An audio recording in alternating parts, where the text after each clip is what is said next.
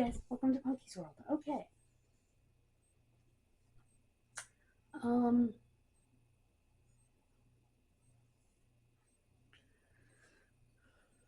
I want to do a genealogy video. I know what I can do. I have here.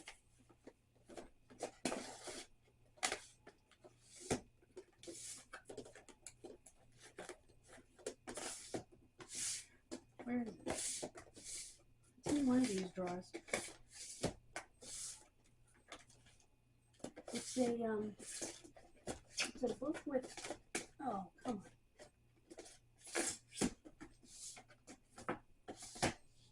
And I missed it. Here it is. Come on. Come on. Oh. Ow. Anyway, it's called the Genealogy Organizer, and it has charts, forms, and that sort of thing. Let me turn on the light, and I'll kind of go through them with you, show you which ones we actually use and have used over the years. And I will tell you, you can make your own forms and charts. My mother used to do it. She would make forms and charts on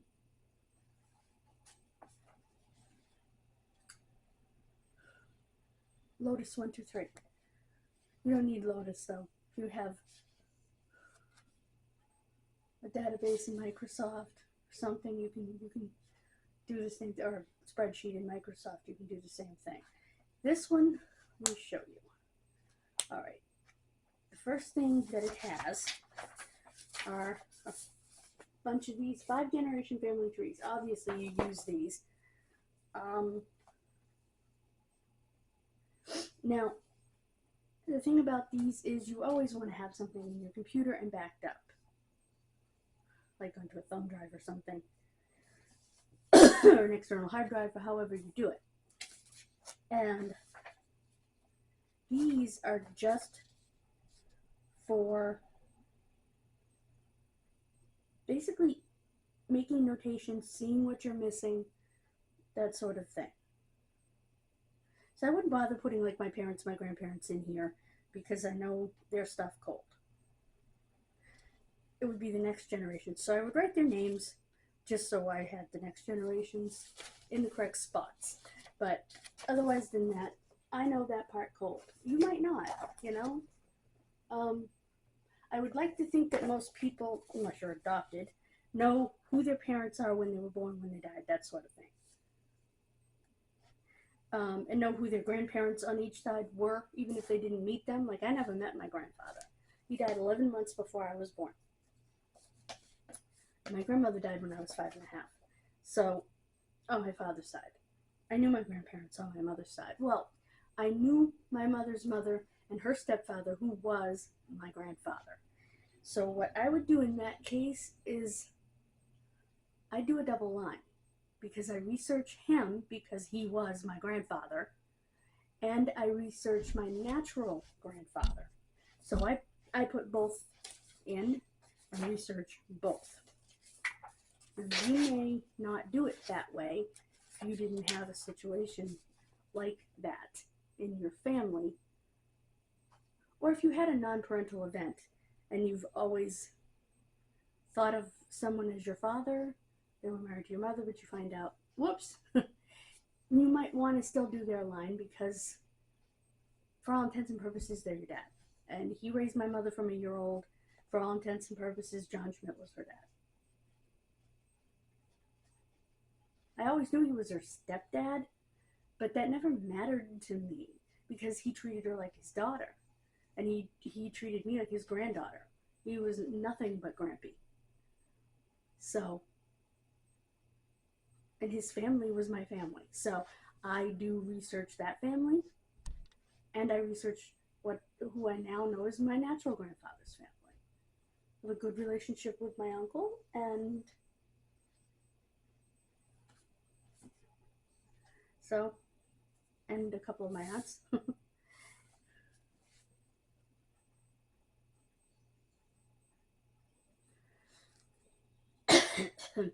These are a little bit different. These are more like family group sheets, where you can put all the children, okay? This goes up to 24 children, which is, most of them don't go up that high. Which is good, because in one line of my family, someone has 21 children. I'm not kidding you. They had 21 children. I would call that prolific procreation. They also didn't have access to birth control back in them days. Anyway, so you basically have mom and dad, then you have all the kids. This would be great if you're trying to figure out if you have all the kids. You know an approximate number, or you know a number of children they had and a number of children that had passed away if you look at the 1900 census. I love that part of the 1900 census. I think it's often overlooked, but that is a key in the 1900 census. It shows you how many children born to this mother and how many are still living. That's absolute key, because then you can go back and count the number of kids you have in your tree and figure out, I have one too many, or I don't have enough. Where are the other ones? And that's where I think this comes in. You put the mom and dad, whatever line it is, then you put the kids that you have, and you figure out, okay, was one of the ones that I have deceased in 1900?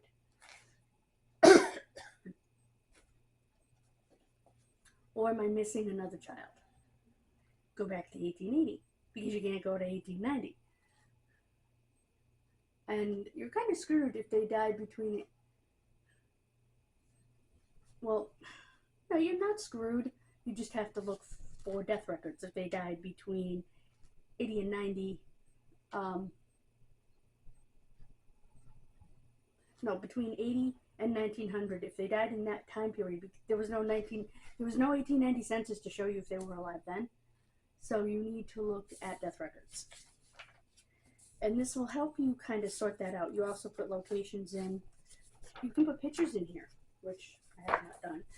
I might make this the one I fill out for my uncle. Okay, there's more of these. And you even can put the child's spouse, if they had one. I would use that space, like for Damus, I would use that space to say, died at 14. I would cross off wife, died at 14, something like that. So, again, pictures, more of these family sheets. There's quite a few of these, which is a good thing. And you can always make copies. I believe these come out. Maybe not, but you could take them out and make copies. More pictures. Okay, this is a photo record. Now,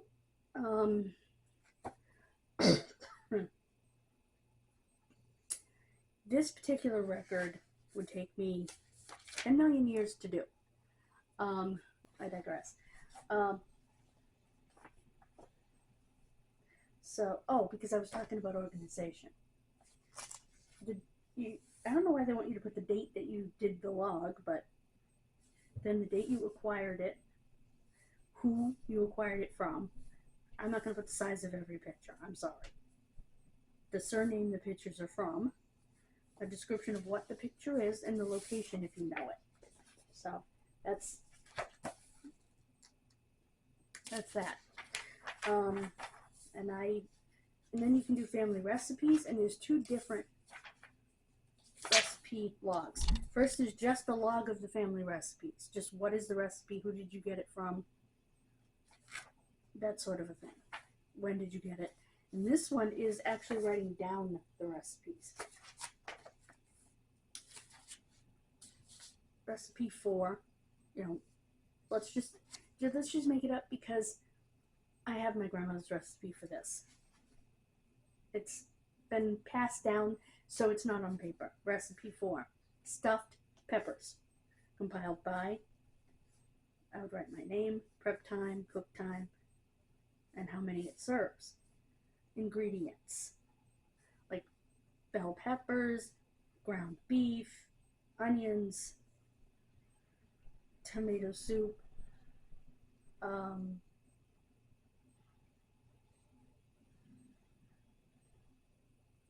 rice, and then instructions. Mix the filling. Cut the tops off the peppers. Take the stem out. Chop up all the tops. Put them in the mixture with the meat, onions, and cooked rice. You want to cook the rice the night before, all that. And so I would put that in here. Now, we're on to cemetery record. Okay, I like this cemetery record.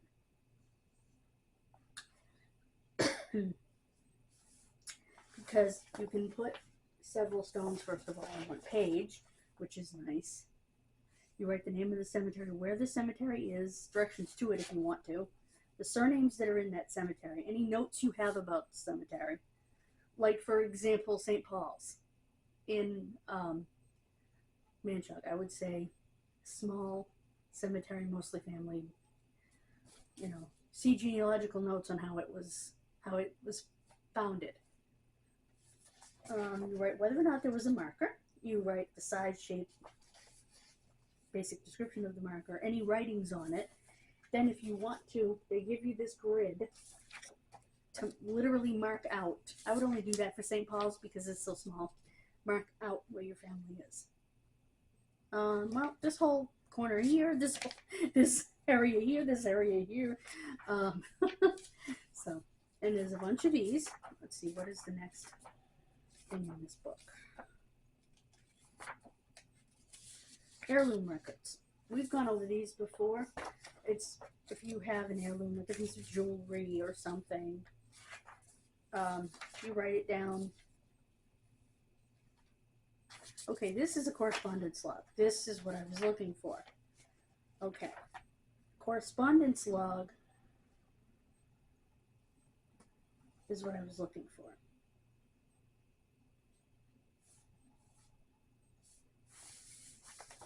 Here it is. This, I'm going to take out the correspondence logs. I'm going to make sure that I leave one data records. What's that? I'm not sure what that is. But anyway, search trail. This helps you see all the research you've done on a particular person, especially if they're a brick wall. So that's what a research trail is.